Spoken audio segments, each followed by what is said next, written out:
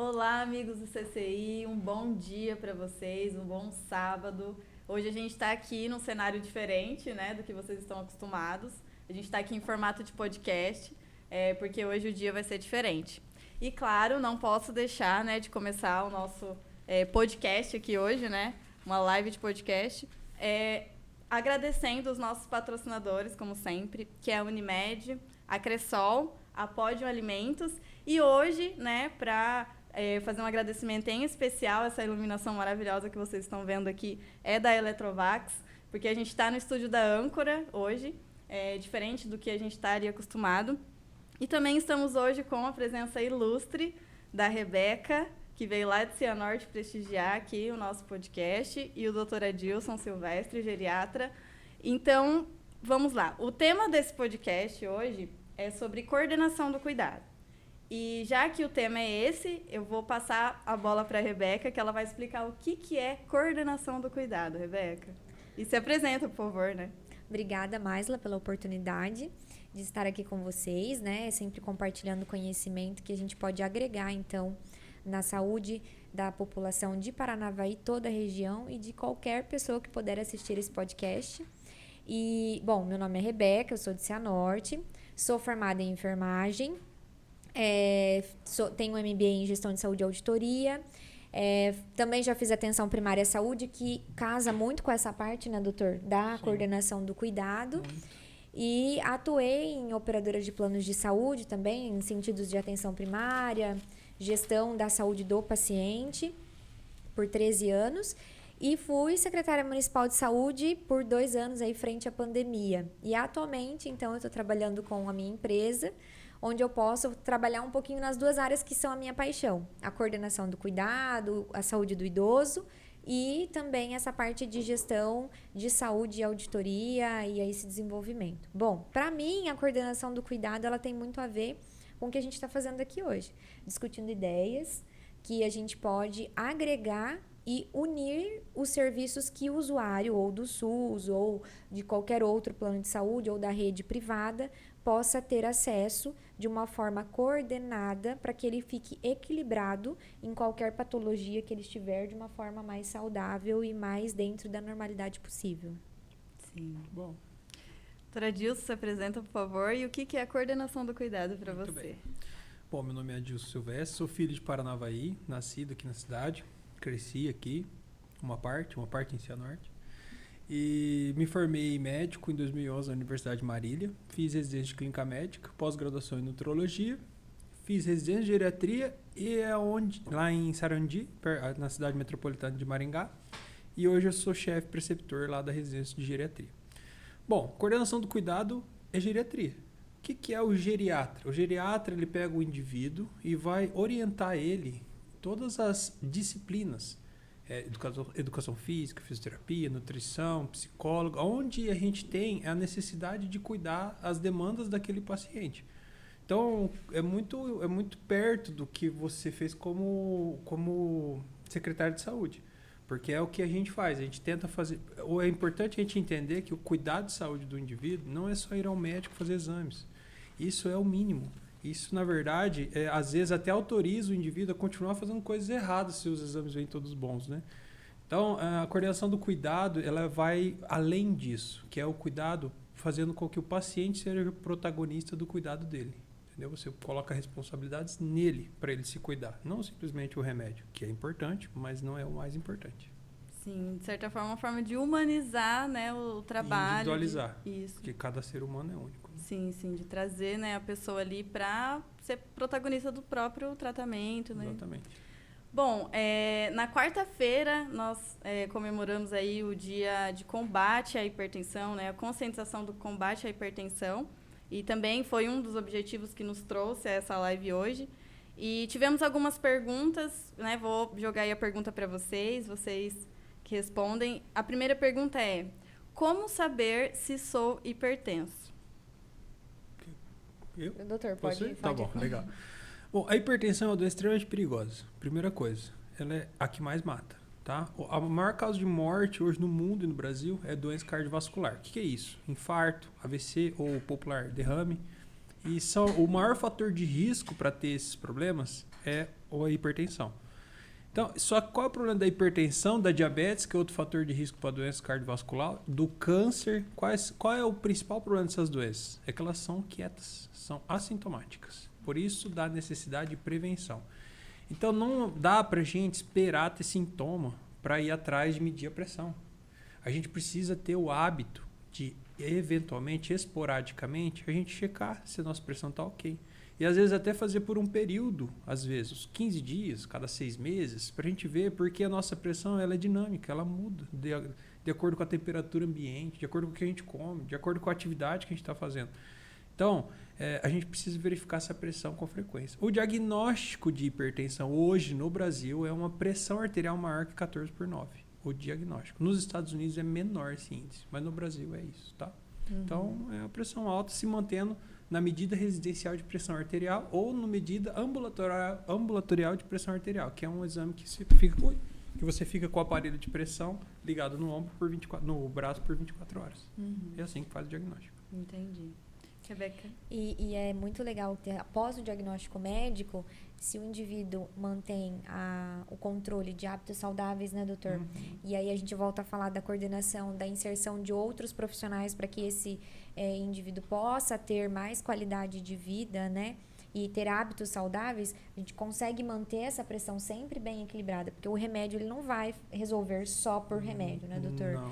Então, o indivíduo tem que fazer o papel dele. Eu sempre falo que 50% de qualquer tratamento que a gente faça tem lá a responsabilidade médica, mas os outros 50% de chance de dar certo está muito envolvido com o paciente. Porque às vezes o médico prescreve, diagnostica, faz os exames, faz o diagnóstico, faz os exames, mas aí o paciente é um paciente totalmente descoordenado.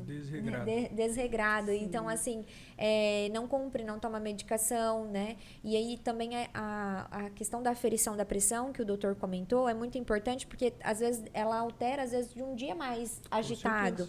Né? Então, por isso que é válido, a gente, como enfermeira, a gente sempre orienta para o paciente também ter pelo menos um quadrozinho ali de informações. Segunda-feira eu verifiquei 8 horas. Né? Isso. Mas se não tem, né, doutor? Por exemplo, não passou por nenhum, anota num papel.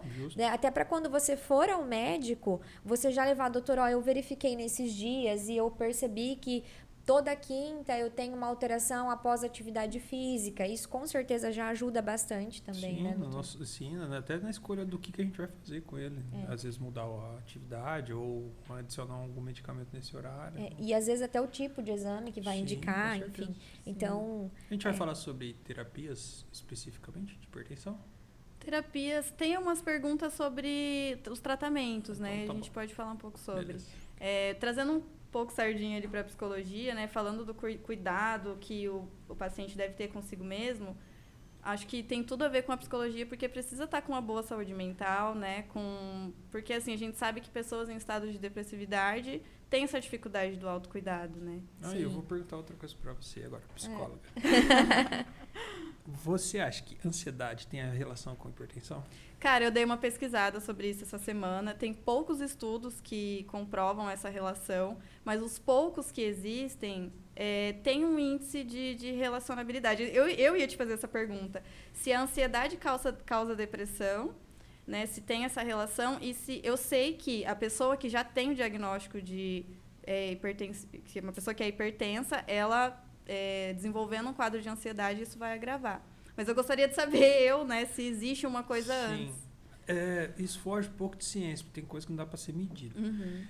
Ansiedade e depressão são distúrbios de uma paciente instável emocionalmente, é um distúrbio de humor, né? Sim. Então, as pessoas, elas muitas vezes, antes do bipolar, né, que são polos muito extremos, né? A gente tem a ciclotimia, né, que é a variação de humor, um dia melhor, outro dia pior, todos nós temos. Sim. Quando o paciente tem um desbalanceamento desse humor dele, ele pode desenvolver tanto ansiedade quanto depressão, tá? Ficar mais apático ou muito ativo. Então, varia muito dos mecanismos de defesa que esse paciente ele desenvolve, mecanismos de defesa psicológicos, tá? Então, alguns ficam mais depressivos, apáticos e outros mais ansiosos. Extremamente relação com hipertensão, muita relação, porque há uma cortisol alto. Cortisol é o corticóide, retém líquido. Quando retém líquido, aumenta a pressão. Então, contraturas musculares, então o paciente fica todo enrijecido, isso também aumenta a pressão. Então, tem relação, sim. Fisiologicamente falando. Com certeza. Sim. Inclusive, tem o paradigma da demência versus hipertensão, né? Não é raro o paciente desenvolver demência, deixar de ter a capacidade de sofrer, de sentir raiva, de sentir esses sentimentos, porque o paciente é confuso, o pensamento desordenado não desenvolve esse tipo de pensamento, e a gente tira os remédios de pressão e fica 12/8.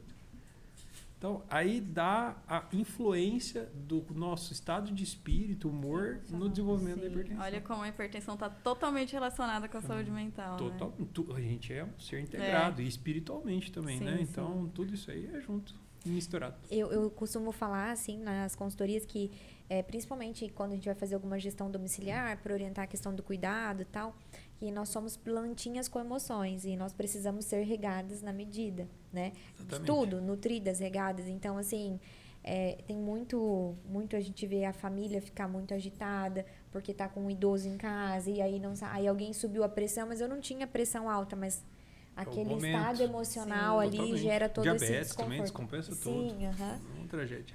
Sim, realmente. Você falando do tratamento, né? Teve uma pergunta que é se o tratamento medicamentoso é para o resto da vida. Não existe nada para o resto da vida. Nada é fixo. Tudo é dinâmico em se tratando de corpo humano. Então, por exemplo, a pressão depende de uma força cardíaca. O paciente pode ser hipertenso, no momento o coração perder essa força e não conseguir mais desenvolver essa pressão alta. Ele fazer a pressão ficar alta. Então, não é para sempre. Para sempre, a ideia do tratamento medicamentoso, estou falando, tá? Para sempre é os tratamentos não medicamentosos. Esses tratamentos a gente tem que começar quando a gente sai da barriga da mãe e parar só quando for pro cemitério, tá? Então, o que é tratamento não medicamentoso? Todos nós, independente de quem seja, temos que ter bons hábitos. E esses bons hábitos, eles são insubstituíveis. Inclusive, o paciente chega no meu consultório tomando, 3 classes de remédios para hipertensão. E eu instituo um tratamento de emagrecimento para ele, porque ele está obeso. Ele perde peso, eu tiro o remédio dele. Então, o remédio não é o mais importante. É mudar o peso dele, é o hábito dele. Entendeu? Sim. Porque eu consigo tirar o remédio dele. Então, gente, eu vou confessar uma coisa aqui para vocês agora. Um dos motivos que me faz ser fã do Adilson é que você tem essa visão da medicação. Porque eu atendo tanto idoso que chega lá com um monte de remédio. Sacolas. Gente, cada paciente chega com uma sacola. A polifarmácia é uma das coisas mais frequentes, assim. Sim. E isso é uma das coisas que às vezes descompensam muitas outras Com que certeza. ninguém para olhar. Então ele vai e só prescreve. Aí o paciente começa, meu Deus, tá com isso, Aí quando vai ver, é sacola. Sim, então. Né? E perde totalmente o parâmetro de dose, de tudo. E outra problemática também é que eu percebo que muitos idosos vão em vários médicos. E aí eu sempre pergunto, o seu cardiologista sabe o remédio que o seu psiquiatra passou? Né? Porque muito cacique para pouco índio. Exatamente. É um médico para cada coisa, né? E cada um vai passar uma medicação diferente. Por isso a importância de ter um médico. Por isso que se deu a necessidade de inventar uma especialidade chamada geriatria. E assim, a questão é as interações medicamentosas, né? Que a gente falou que pode agudizar outros problemas. E a questão que às vezes o idoso ele vai no médico porque alguém falou, né? Sim. E aí chega lá na hora, você toma medicação. Ai, pra pressão? Não, toma pro coração, né? A pessoa não consegue. Aí o médico às vezes até tenta tirar uma informação. Por isso a necessidade de centralizar um gestor do cuidado, uma coordenação do cuidado, ou que tenha um médico de referência. Doutor, olha, eu preciso disso como geriatra, que consegue fazer todos os outros especialistas de uma forma coordenada, ofertar o melhor para aquele indivíduo. O modelo especialista, né, segmentado, cada um cuida de um pedaço, ele é importante para desenvolver a ciência, é importante para algumas situações de cada especialidade que são muito especializadas, né? Por exemplo, um paciente que é valvulopata, tem um problema de válvula no coração, eu não vou cuidar da válvula dele, é um cardio que preciso fazer. Agora, para cuidar da pressão alta, da insuficiência cardíaca dele, eu tenho conhecimento e capacidade para isso. Então, as principais condições que afetam o indivíduo, dá-se a necessidade de ter um médico, porque ele vai organizar tudo e priorizar o que mais tem urgência de cuidar primeiro. Por exemplo, só para você ter uma base, mais que 5 remédios que a gente toma, a gente já não tem mais noção a interação que eles fazem entre eles. Por exemplo, vamos supor que o paciente tem insuficiência cardíaca e ele toma 3 remédios que isso, cientificamente comprovado, aumenta o tempo de vida dele. Só que daí ele toma mais 4 remédios e alguns nem tão importantes assim. Às vezes, um desses remédios não importantes está tirando o efeito do que é vital para ele. Então, essas questões são muito importantes. E, infelizmente, essa deficiência de ter muitos médicos gera isso. Porque cada um cuida do seu quadrado e não se importa muito com o quadrado do outro. Sim. Fatia muito o paciente. Gera né? iatrogenias. Isso. E o geriatra, ele vem muito com o comportamento do médico da família, que é a atenção primária. Sim, somos irmãos. Né? E aí, por exemplo, assim, o paciente veio aqui para tratar um problema. Vamos pensar na diabetes. Eu não estou controlando, tem algo a mais. Eu mando para o endócrino e o endócrino me devolve esse paciente, né, doutor? Sim. No sentido, eu médico, né? No caso, doutor. Sim. O endócrino vai lá, avalia, faz a parte da especialização ali da especialista do endócrino e devolve para manutenção. Sim. Descompensou, teve uma doutora Dilson, devolve para o especialista, que devolve para o doutora Dilson. Ou se há uma coisa muito específica, por exemplo, como oftalmologia. Oncologia, Né? De onco, enfim. Que daí são coisas que são realmente à parte, né? Com certeza. E aí vai pro médico, mas o doutor Odilson está monitorando e pode ser esse médico representante do paciente, onde ele, por exemplo, o oftalmo liga para ele para falar o que ele toma, eu posso trocar uma ideia. Vai ser o coordenador do cuidado dele, né? Isso aí, é o gestor do cuidado do paciente. Que eu vou coordenar que eu falo que as 20% de função que o médico tem na saúde de um indivíduo, né? Os 80% aí o indivíduo faz. Sim. É 20 e 80, então. Eu gosto de falar assim, porque é bastante. Bastante pra ele entender que eu vou mudar.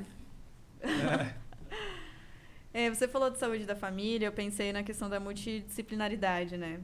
E aí eu vou entrar com a próxima pergunta, que é uma pessoa que fez no seu Instagram, né? Uma dica para trabalhar, né, numa equipe multidisciplinar. Eu acho que tudo que a gente falou aqui já resume um pouco, né? Sim. Respeitar o espaço do outro, sem deixar de respeitar o paciente e ofertar o que ele tem de melhor. Né? Então, nós somos 3 profissionais da área da saúde, mas cada um no seu quadrado, como disse o doutor. Então, a psicologia afeta muito a questão da enfermagem, da gestão do cuidado, do assistência domiciliar ou de qualquer outra coisa dentro da área da saúde. E a parte médica também. Então, eu sei, doutor, eu estou precisando de tal coisa com o paciente. O senhor pode me ajudar na sua consulta a fazer essa abordagem? Por exemplo, para ele ingerir mais água, mais líquido, ou para ele tentar fazer uma alimentação saudável? Aí, nós dois daqui não estamos dando conta. Nós vamos precisar de um apoio psicológico para que esse paciente entenda e aí faça todo aquele trabalho de que uma alimentação saudável, o que contribui, o impacto disso. Então, a dica é respeite os profissionais e saiba que todos vão agregar no cuidado do paciente. Sim. Cada profissional tem um espaço diferente ali dentro do cuidado. Só funciona trabalhar em equipe. Sim. E principalmente com o idoso, né? Principalmente, que ele é muito frágil. Então, principalmente com eles. Sim. E aí também, falando, né, da questão psicológica, é muito importante ajudar, dar um apoio ao idoso para ele conseguir se entender as suas emoções, né? Para conseguir até se cuidar. Porque a gente sabe que no dia a dia, correria, os filhos, os netos, não tem muito tempo, né, de estar ali cuidando. Então, é importante essa conscientização, né? E o que é, então, um envelhecimento saudável? Para mim, essa ou para o doutor? Os dois. Vontade, pode começar. Bom, eu acho assim, a gente está falando de hipertensão, falamos aqui um pouco de Alzheimer, de diabetes. Então, assim, não é porque você tem essas doenças que você não pode envelhecer de forma saudável. Eu entendo que isso é fundamental deixar claro. Eu tenho uma patologia, eu tenho uma doença, mas eu sou saudável, porque eu tenho hábitos que vão ajudar a controlar essa patologia para que ela me dê mais qualidade de vida e que eu possa envelhecer de forma saudável. Certo. Acho que é isso, né, doutor? Sim, envelhecer de forma saudável, daí é ter esses hábitos alimentares, né? Os hábitos emocionais, né? Que a gente pode desenvolver mecanismos que ajudem a ir à terapia, a controlar o meu estresse, né? Ou a controlar outros problemas que eu possa ter de nível familiar, pessoal, de trabalho. Aí a gente vem com atividade física, né? Sim. Hoje em dia, na questão do idoso, a gente vê muita questão, graças a Deus, que a gente está avançando nas terapias especiais como o TO, Sim. outras terapias além, né? Do que a gente via muito, cognitivas, enfim. Sim. Então, eu acho que é isso. Legal. Sim. Poderia resumir em se ame e ame o próximo.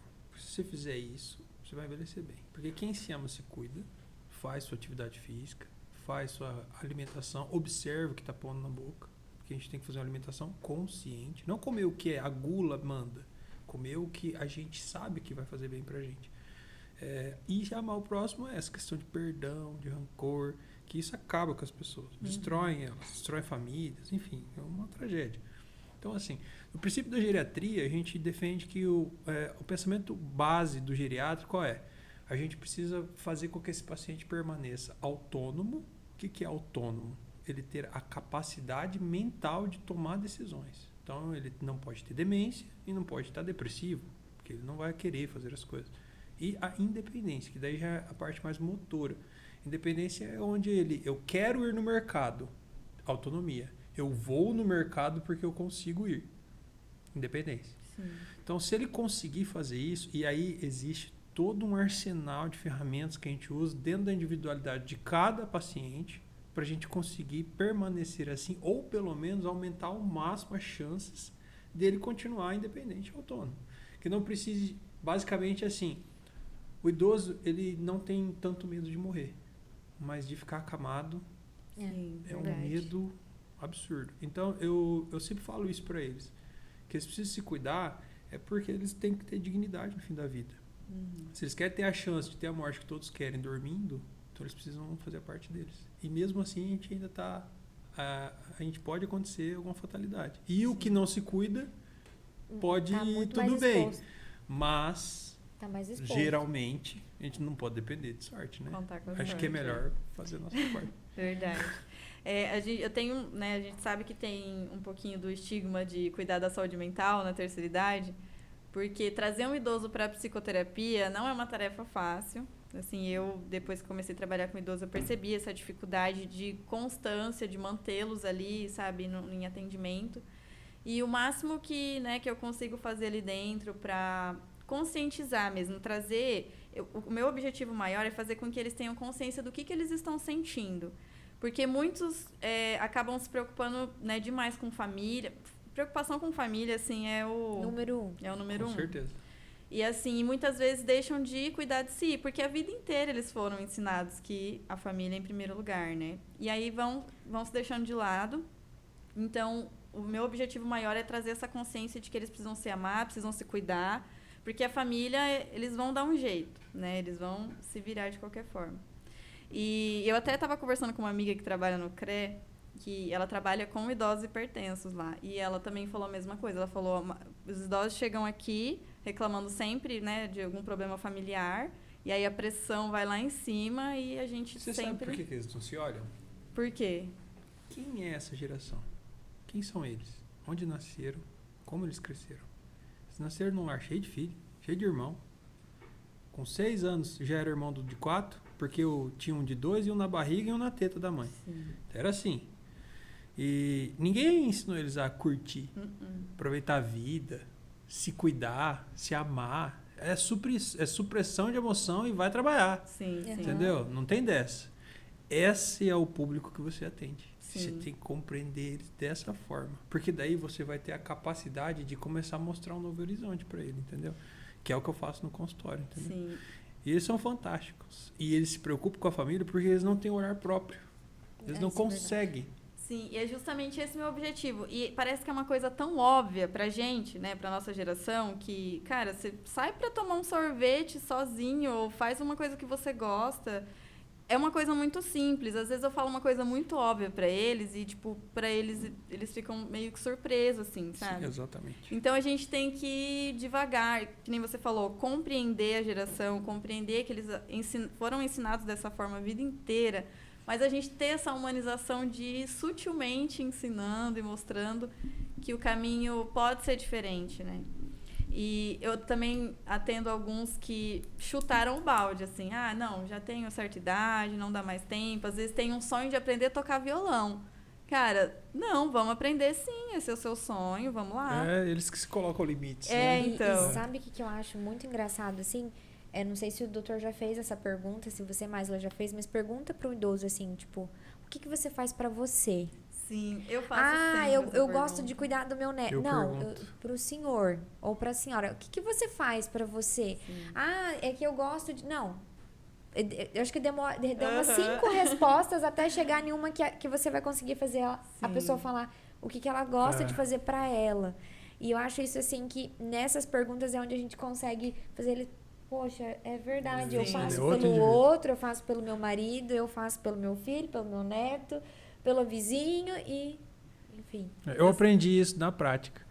Eu tinha uma paciente que ela tinha boas condições e ela ficava em casa o dia inteiro. E a família inteira pentelhando ela para ela viajar. Ir pra praia, não sei o que e tal. E eu fui junto na onda da família, né? Eu comecei. Ô, dona Rosalvina é o nome dela. Ela me marcou muito minha vida porque eu misturo o nome da minha mãe com a minha avó. Rosa Alvina. Enfim. E aí eu chegava pra ela e falava assim, dona Rosalvina, vai viajar, ó, seus filhos estão todos indo pra praia, vai junto com eles. E ela ficava sozinha em casa. Aí um dia ela falou, tá bom, eu vou. Depois ela foi pra praia, sentou na praia, odiou a areia, odiou o sol, odiou o mar. Falou, o que eu tô fazendo aqui? Porque eu escutei esse povo, eu devia estar lá em casa com meus cachorrinhos. Pronto. Eu falei, aí, tá vendo? A gente quer as coisas pra eles, porque a gente tem uma formação diferente. A gente gosta de ir na praia, gosta de curtir a praia. Eles não. Então, a gente tem que entender esse universo diferente deles.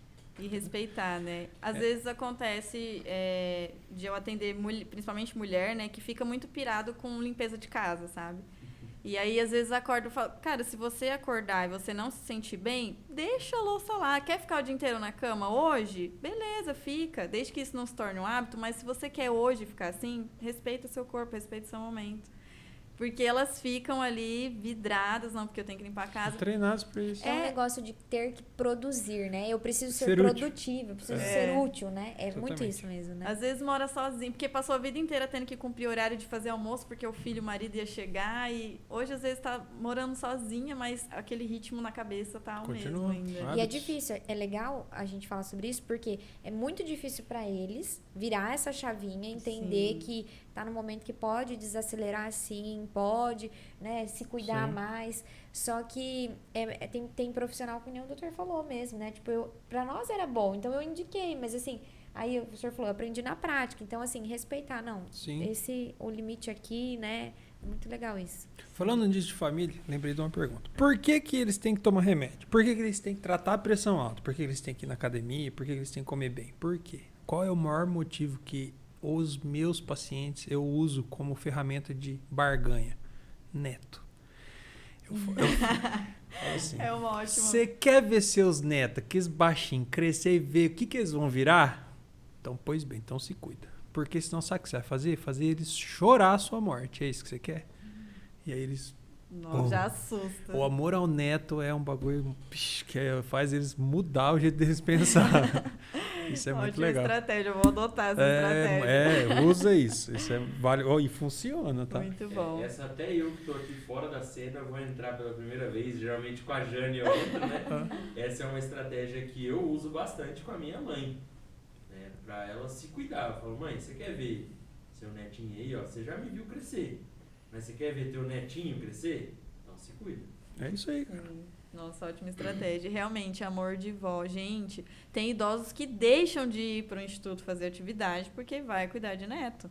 Eles deixam de cuidar de si, mais uma vez, voltando àquele assunto. E eles amam o instituto, né? Eu sei, um ambiente assim, que fantástico. eles, assim, primeiro que a estrutura do instituto é, tipo, não Primeiro precisa... mundo. Dispensa legenda, né? Dispensa qualquer narrativa. Quem não conhece, vá conhecer, porque Se você não é de Paranavaí, ou se você é da região, ou se você é de Paranavaí e ainda não conhece, vale a pena ir lá conhecer essa moça pessoalmente. As portas estão abertas. E todo o time, porque assim, eu fico pensando se quando eu chegar nessa idade vai ter um lugar assim me esperando, porque é surreal e a energia que tem mesmo. lá. Sim. Né? Mas assim, e aí quando você vê que eles trocam, é porque realmente eles priorizam o outro. Por isso a questão da pergunta, né? O que você gosta de fazer pra você? Aí vem gosto de ir no instituto, gosto de fazer um crochê, gosto de... mas nunca é por alguém, né? Então, a priorização do outro, como o doutor disse, é muito forte. Sim. Por isso a importância daí de nós profissionais, e aí voltando para a pergunta multidisciplinar, empoderar cada um na sua área, um pouquinho o idoso, Aí ele tem independência. Ter essa... Pensar em ser um pouco egoísta. Eles são tão bons que eles não conseguem ser egoístas. É verdade, o senhor falou tudo. Egoísmo, voltando um pouquinho, né, que a gente estava falando sobre aquilo, tem uma pergunta que eu costumo fazer que geralmente dá uma travada, assim, que é, quem é você? Às vezes chega a Maria, quem que é a Maria? Quando é o primeiro atendimento, elas procuram, e aí dá aquela travada, porque muitas vezes não sabe dizer quem é, assim. Aí já começa a falar de família, começa a falar da família, tá, mas você, quem que é você? O que que você gosta? O que que te dá prazer? Qual que é a sua história? De novo eu interrompendo, né? É o caso daquela vó, daquela mãe, de alguém muito conhecido, né? Sabe quem é você? Não, eu sou a mãe do Dr. Adilson. Ela vira o personagem. Até num podcast que eu tava participando, foi uma das coisas que a gente falou, né, sobre quem é você, e às vezes a pessoa se define pela profissão. Sim. E aí a gente entra na questão da aposentadoria, né? Mas é difícil falar sobre a gente mesmo, cara. Muito difícil. Você fica num conflito. Será que... Ai, meu Deus. Eu vou falar meus defeitos, minhas qualidades? Eu vou ficar... parecer presunçoso, arrogante? Ou eu vou parecer... sei lá o quê? E aí você fica nessa. Tem que estar com a terapia em dia para poder conseguir falar de si mesmo. É verdade. Você falando da produtividade, né? O quanto também a aposentadoria é uma coisa que abala, né? Porque a identidade social é uma identidade laboral, e aí quando você perde essa identidade, e agora? Inclusive foi uma coisa que a gente comentou na quarta-feira lá no... Sim. Aí o que a gente comentou hoje de manhã lá? Bom, a aposentadoria, você perde a utilidade da vida. Então, você perde o seu propósito, o porquê amanhecer, porquê sair da cama. A gente almeja a aposentadoria, mas quando se tem ela, a gente fala, nossa, o que eu tô fazendo da minha vida? O que eu vou fazer com essa tal liberdade? Isso aí, exatamente. O ser humano, ele nasceu para ter um propósito. Ele nasceu para ter algo para fazer. Quando ele perde isso, ele perde totalmente sua identidade. Sim. Então, uma coisa que trata hipertensão, tá? Fazer um voluntariado, se precisar, um trabalho pago mesmo, mas ter alguma coisa, fazer alguma coisa, um lazer, ir no instituto. Aqui, graças a Deus, a gente tem isso. Sim. Não é toda cidade que tem essa oportunidade. É verdade. Mas aqui a gente tem. Então, ter um propósito. O propósito é uma das coisas, um dos pilares da felicidade, né? Sim. Então, a gente precisa disso. Falando nessa questão do voluntariado, uma coisa que eu acho admirável no Instituto inclusive a questão de que lá nas aulas de alfabetização, uma professora aposentada se voluntariou, olha que coisa legal, e olha o movimento que o Instituto faz, né? Ele é um espaço, mas ele abre espaço para outras pessoas que são voluntárias. Sim. Irem lá se doar para ajudar outras pessoas que também são lá e também são da mesma idade, mas que talvez não tiveram as mesmas oportunidades. Então, ela vai continuar se sentindo útil, a outra pessoa vai sentir que aprendeu, teve uma oportunidade diferente na vida. Sim. Então, olha o convívio social disso, olha o impacto social disso, o impacto, inclusive, psicológico disso. Sim, e olha o cuidar de um pelo outro, né? Sim, sim. Inclusive, a mãe do Adilson é uma das voluntárias. Dona Rosa. Minha rainha. É uma das voluntárias lá da... Uma das professoras voluntárias? Não, ela é da Cozinha do Amor, Ai, né? que legal. Ela faz... ela ajuda a fazer marmita para pessoas com baixa renda, né? Da geladeira. Eu vou explicar para quem não sabe. O Instituto Maurício Gellen é como se fosse um guarda-chuva. O Instituto, existem vários projetos. O Centro de Convivência do Idoso é o maior deles. E nós temos a Cozinha do Amor, Geladeira Solidária e a Loja Solidária. A Cozinha do Amor é um projeto que toda segunda-feira, na cozinha do Instituto, é produzido em torno de 150 marmitas, onde a gente coloca nas geladeiras, né, que são espalhadas no município. E assim, os próprios idosos que doam alimentos, né, algumas instituições aqui, mercearias do município também doam alimentos, e os nossos idosos que fabricam, que produzem, né, vão lá na segunda-feira de manhã bem cedinha e começam a fazer as marmitas, e é bem legal. E é uma interação, né? E a mãe do Adilson, inclusive, faz um tempo já que tá ali no apoio, dando suporte, vai ajudar a entregar também, às vezes. E ela a gente já organizou os horários dela, porque daí ela cava ali o voluntariado e já vai pra Hidro. Ela é usuária do serviço dele, exatamente. E o legal do Instituto é isso também, não fazer separação de ninguém, todo mundo pode ir lá, independente de quem seja, tendo a idade e tendo Exatamente. condições de ir, né? Tem de todos os bolsos lá, né? Isso. E aí, assim, o legal do envolvimento, eu acho que se a gente for falar do futuro, é um assunto do presente, mas eu acho que o Maurício aí, com todo esse time e com toda essa visão que ele tem, né, de ajudar o próximo, desse ser humano incrível que é, né, não só ele, toda a família e todo o time do Instituto, ele tá falando do futuro agora no presente, porque se a gente não pensar como ele, eu acho que a gente não tem uma estrutura de tudo isso que nós estamos falando aqui, tudo se perde. Sim. E, cara, é uma coisa tão óbvia pensar no envelhecimento saudável que a gente envelhece desde o momento que a gente tá na barriga da mãe. E como que a gente não tem uma cultura de pensar nisso, né? E, assim, o Maurício tendo essa ideia e a gente também, né, trabalhando com a terceira idade, de certa forma é um trabalho visionário, assim, né? Pensar nisso. É por causa do capitalismo. Quer saber? Sim, com certeza. O capitalismo, ele preza a palatabilidade do alimento, então ele vai fazer coisas cada vez mais doces para chamar mais a atenção dele. Então, isso tudo faz o comportamento humano. Por exemplo, também em relação a medicamentos, então a indústria medicamentosa. Então, até só para você ter uma ideia, isso para mim é beira loucura. Na faculdade, eu não tive 1 minuto de aula sobre comida, 1 minuto sobre atividade física, nem 1 minuto sobre espiritualidade, nem 1 minuto sobre como conversar com o paciente de uma forma que ele te entenda. Cara, isso pra mim é loucura total. Sim. Entendeu? E o médico, ele tem que ser o personagem que vai cuidar do indivíduo. Se ele não sabe... E até meus colegas, muitos são obesos, sedentários, etilistas, então, tabagistas. Então, isso é muito triste.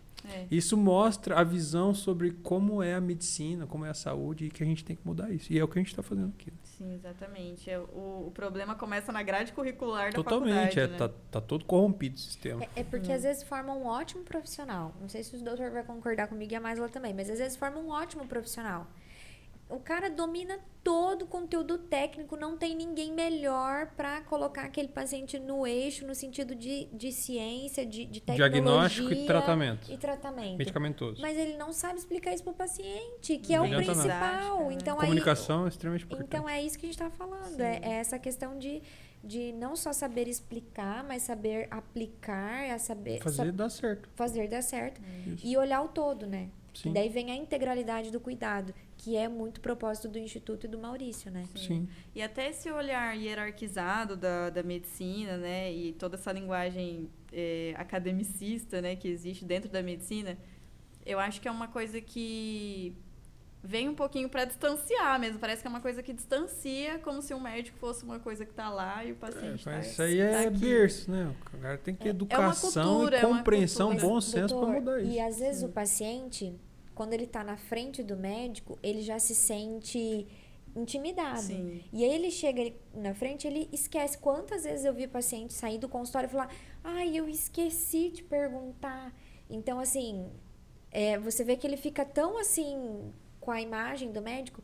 E aí, como autoridade, né? Isso. E quando eu estive no Japão, eu tive o prazer de ver vários consultórios médicos onde que os médicos atendem o paciente ao lado da mesa, não de frente. Olha, que como legal. Os cubanos fazem isso também, acho muito legal. Para gerar muita conexão. Sim, e aí, agora eu quero compartilhar uma ideia aqui, né, um local de Cianorte, que é o Instituto Onorp, né, que é junto com o Hospital de Olhos no Onorp, o noroeste do Paraná. No Instituto Onorp é assim. O médico atende o paciente na consulta oftalmológica ao lado. Bacana. Que legal. Né? Então já começam a ver essas Quebra pessoas barreiras, né? Isso, porque daí o paciente ele já não chega tão intimidado, ele tá aqui do lado. Pô, eu tô do lado do doutor Adilson, eu não tô, né, tipo, sendo intimidado. Tocar, relar, relação... abraçar, Isso. encostar, isso é uma relação importante. horizontal, né? Isso, de não amigos. Isso, não é hierarquizado. E daí você consegue quebrar isso do paciente. Então, eu acho que são mecanismos, do que a gente está falando aqui, são centros de atendimento, são centros de envolvimento e integração do paciente que fazem ele se sentir... Cuidado. Cuidado, exatamente. Bom, acho que a gente está encaminhando para o encerramento, né, Juliana? Quanto tempo aí? Mais ou menos. Mais ou menos. Conversa tá boa. Bom, pessoal, vocês querem dar mais alguma contribuição? Deixa eu ver se tem mais alguma pergunta aqui que eu não te passei. Verdade, tem uma aqui. Eu tinha até esquecido. Ó, a última pergunta que teve no Instagram. As medicações acabam mudando pelo fato da idade? Tipo, um remédio mais fraco ou não precisa ter essa diferença? Não, o remédio, ele não... O que acontece é que a doença se desenvolve. Não é que o remédio fica mais fraco. Então, o paciente, vamos supor assim, ó, ele hoje tem 70 quilos, 50 anos. Desenvolveu hipertensão. Não sei por qual motivo. Tabagista. Desenvolveu hipertensão. Começa a tomar o remédio. Começa a ganhar peso. Vai para 90 quilos com 60 anos. Aí, piora a doença, hipertensão arterial dele, precisa de mais remédios. Não é porque ele ficou mais velho. É porque ele não se cuidou. Entendeu? E aí a doença desenvolve, ela evolui. E aí começa a ter lesões de obstrução nas artérias. Isso vai fazendo a pressão subir, porque é menor espaço para o mesmo volume, né? Sim. Então começa a subir a pressão e é assim que se desenvolve. Mas os medicamentos, eles não perdem a ação, tá? Existe sim, por exemplo, bloqueador de receptor de angiotensina e inibidor de enzima de conversão de angiotensina, que é captopril, losartana, que é o mais comum. Por exemplo, existe diferença de ação em raças. O branco, o asiático, funciona melhor losartana. Olha. O negro funciona melhor os bloqueadores de canal de cálcio, que é anlodipino, nifedipino, nimodipino, esses outros remédios. Então, nisso existe diferença. Mas em relação à força do remédio piorar com a idade, isso não existe. Então, a hipertensão é diferente conforme as raças? O negro tem mais hipertensão que o branco. Olha só. O negro ele tem um biotipo mais muscular, ele tem mais desenvolvido isso. Então isso acaba causando mais hipertensão. Que interessante. Vou ler outra pergunta aqui, Fica à tá? vontade. Aqui. Dificuldade de aceitação. Essa eu esqueci de te passar, desculpa, mas dificuldade de aceitação nas limitações. O que devo fazer? Provavelmente, eu imagino que a pessoa deve estar cuidando de alguém. E aí ela deve ter feito a pergunta no sentido assim, né? Que a pessoa tem a dificuldade de aceitar que talvez ela está envelhecendo, tem a sarcopenia, então por isso a importância do movimento, a perda da marcha. Né? Se ela tiver acometida por alguma outra patologia, a gente sabe que tem a questão também da deglutição, enfim. Então, como fazer o indivíduo aceitar as limitações? Psicoterapia é uma coisa importante, né? Total isso. Total. Desde que tenha cognição para isso, né? Também, Sim, né? sim. Mas aí eu também, eu entro assim, que a parte, muitas vezes a gente tem que tratar mais a família, às vezes, do que o próprio paciente. Sim. Também. Né? Então, família aceitar primeiro, eu acho que é um ponto. A psicoterapia familiar, eu acho que é outro ponto fundamental. E mostrar para o indivíduo que ele tem um mundo de possibilidades, que ele tem uma limitação, mas ele tem outras possibilidades para... Eu acho que é a inversão disso, começar a observar as coisas boas que ele ainda tem. Isso, Sim, Acho sim. que a gente tem essa tendência, né? Tem pessoas que têm tendência a reclamar do que é ruim e tem outras pessoas que têm uma tendência a ser grato pelo que tem. Sim.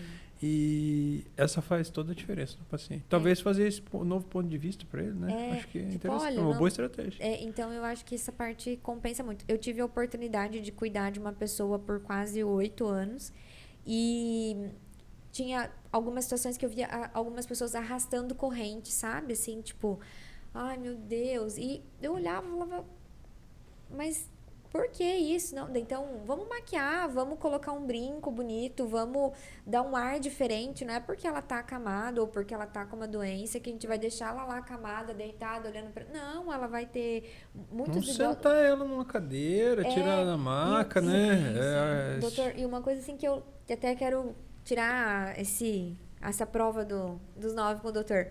Quando o paciente ele tem uma fratura de fêmur, por Certo. exemplo, ele vai ficar um tempo mais acamado, Mais debilitado, dependente. assim, mais dependente. E aí ele pode sofrer algumas desorientações, né? Tipo, ele Sim. fica muito tempo acamado, o idoso ele acaba tendo Faz isso. delírio. Isso. E aí a família às vezes chega pra gente e, meu pai tá com Alzheimer, minha mãe tá com Alzheimer. E aconteceu isso com a minha avó. Sim. E aí eu falava, né, pra minha mãe, pra minha tia, pro meu avô, ela não tá, a gente só precisa tirar ela da cama, ajudar ela a sair da cama, falar que dia que é Isso. hoje. Tirar Tirar a dor, falar que dia que é hoje, que horas que é a hora do banho, manter orientar a ela. rotina dela. Isso aí. Isso é fundamental. E dizer coisas boas. A senhora vai voltar a andar, daqui a Ambiente pouco vem a calmo. fisioterapia, É isso. isso aí.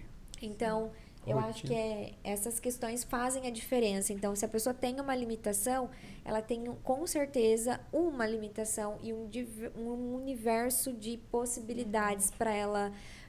Tá com fratura, dá um livro para ela pintar, vai ler, gosta de ler a Bíblia, dá uma volta, né? E não é porque... Tem um paciente que ele é restrito ao leito, né? Sim. Mas tem um paciente que ele só é... Semi-restrito ao leito. Isso. E você pode tirar ele do leito. E você, Sim. não é porque ela não tem mais consciência, se ela gostava de se arrumar, que você não pode arrumar ela. Sim. E até pra ela não perder a identidade dentro dela. Exato, eu acho que isso é Pintar fundamental. uma unha. Acho muito legal passar um batom. Sim. Eu acho muito legal as famílias que fazem isso. Sim. Tem essa preocupação. E a gente frisa bastante isso pra eles, né? Mas Importante. E aí também entra a questão da família, né? Como é importante ter essa... orientar as famílias. Eu tenho muita vontade de fazer algum trabalho com as famílias ali no Instituto. Eu sei que é uma dificuldade, até por questão de tempo, né? Mas muitos problemas ali eu vejo que é falta de orientação familiar mesmo. Com certeza.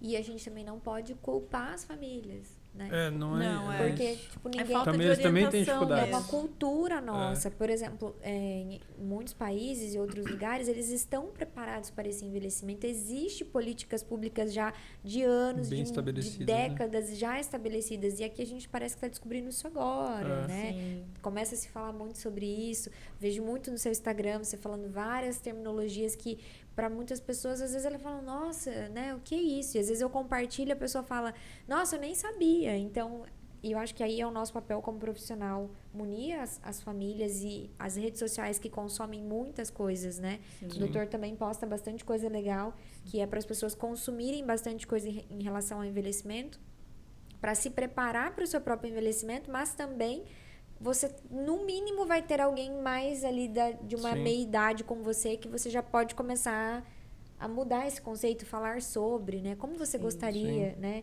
Se caso isso acontecesse com você. É isso que você fala, é muito real. Quando eu formou 80 e poucos alunos. Só eu tô trabalhando nessa área de geronto. Tipo, de 80 alunos que saiu dali. E até agora eu não consegui encontrar. Pobre de espírito. Então, Você acredita que eles me perguntam, as pessoas, se eu tenho paciência pra lidar com o idoso? Ah, isso é um Cara, absurdo. como Perguntam assim, mesmo. velho? Sim, É a eu parte recebo mais essa gostosa da pergunta. vida. Nossa! Ou como que é? As perguntas. Alguns não gostam, não vou fazer direito porque eu não gosto de idoso. Qual o motivo pelo qual você não gosta de um idoso? Você Me vai fala. ser um. Cara, qualquer resposta que você me der vai mostrar que você é mau caráter. Qualquer uma. Até hoje eu não encontrei nenhuma boa, decente. Eu tem, tenho um espírito idoso, porque eu sento na frente do idoso, se me deixar, eu fico Nossa, horas. eu me divirto consultando Sim, isso. Eu sempre tive essa inclinação, assim, porque eu fui criada com os meus avós, né? E a gente morava num bairro onde as pessoas que moram ali moravam há anos. E eu vivia na casa das vizinhas, fofocando, vendo revista. Era a minha praia, sempre foi, sabe? E eu acho que por isso que eu acabei me dando bem dentro desse trabalho, assim. Não me vejo fazendo outra coisa. Isso faz 1 ano que eu me formei só. Mas eu me encontrei dentro dessa área. E o idoso, ele é encantador, né? Ele é demais. Muito. Eu aprendo Sabido demais. Cara, eu tô fazendo outra faculdade. Sim. É outra faculdade que eu tô fazendo E agora. cada um é um universo Cada um é um muito universo. diferente um Sim. do outro. Nossa, É incrível, cada é incrível. figura que eu atendo, eu chamo elas de relíquia. Porque são demais. Sim. Gente, Muito esses dias mesmo eu conheci uma que ela trabalhou com índios no Mato Grosso e ela tem uma farmácia na casa dela. Ela mora numa vila rural onde tem uma comunidade de pessoas que plantam e eles vendem. Ela trabalhava com índio colhendo plantas para vender para a indústria farmacêutica. Nossa. Ela aprendeu, ela falou que ia para o mato com índio de 100 anos. Você imagina o conhecimento Sim. que essa mulher A tem. medicina da floresta. A experiência de vida mesmo, Sim. assim, de saber o que ela passou hoje em dia, ninguém passa metade do que eles passaram, não é? Sim. E assim, nada melhor do que compreender o passado para entender. Cara, eles chegaram aqui, era tudo presente. mato. A Eu gente fiquei- chegou aqui, tinha um monte de prédio, velho. Sim, Como sim. assim? Eu combinei com eles, a gente tem o nosso grupo, né, o grupo terapêutico, e aí a gente combinou de um dia ir visitar o Museu de Paranavaí, porque eu falei, eu quero que todos vocês vão, que vocês vão ser meu guia, porque eles vão saber tudo que tem ali no Museu de Sim. Paranavaí. Sim, né? legal. Boa Pessoal, ideia. então a gente vai encaminhando aqui para o encerramento. Gostaria mais de uma vez aí agradecer a vinda da Rebeca e do Adilson. Sei que vocês têm um compromisso de vocês e se disponibilizarem em estar aqui. Confesso que eu estava um pouco nervosa no começo, mas as coisas fluíram bem, foi bem legal. Já tá feito o quadro do Instituto, agora podcast. Agora vai ter que continuar. Bom, mais uma vez agradeço os nossos patrocinadores pelo apoio, né? Sem vocês, nada disso estaria acontecendo. Mais uma vez agradecer o pessoal por estar aqui. O pessoal aí vai escrevendo no chat, que depois a gente responde todo mundo. Quem não conhece o Instituto, tá feito o convite. Pessoal do Cianorte aí também. A gente está de portas abertas para projetos, para fazer parcerias. Então aí. Muito obrigada, tenham um ótimo final de semana, um bom feriado e um bom descanso.